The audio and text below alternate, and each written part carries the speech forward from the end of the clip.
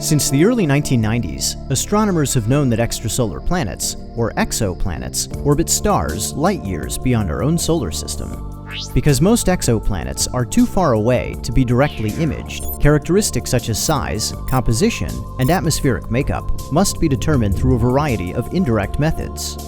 For instance, when an exoplanet passes in front of its star, or transits, it blocks a fraction of the star's light and causes a dip in brightness. Large planets block more light, so the size of the dip can be used to determine the size of the planet. By observing an exoplanet's gravitational pull on its star, astronomers can also determine the planet's mass, and thus calculate its density to see if it is composed of rock, like Earth, or gas, like Saturn. But to fully understand an exoplanet, astronomers must study its atmosphere, and the information that they need is encoded during a transit. As the planet crosses its star, its atmosphere absorbs certain wavelengths of light, or colors, while allowing other wavelengths to pass through. Because each molecule absorbs distinct wavelengths, astronomers spread the star's light into its spectrum of colors to see which wavelengths have been absorbed. The dark absorption bands act as molecular fingerprints, revealing the atmosphere's chemical makeup. Knowing the depth and density of the atmosphere is also important. To figure this out, astronomers observe the transit at many different wavelengths.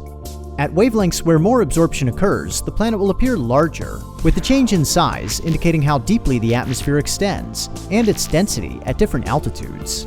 Measuring the depth of absorption at each wavelength gives astronomers the planet's transit depth curve, which allows them to model the composition, height, and density of the atmosphere, providing a detailed picture of the planet.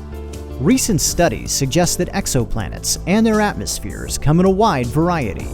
At one extreme are hot Jupiters like WASP-19b, a boiling gas giant that orbits its star far closer than Mercury orbits our Sun. Visitors who could survive the heat might complain about the air quality.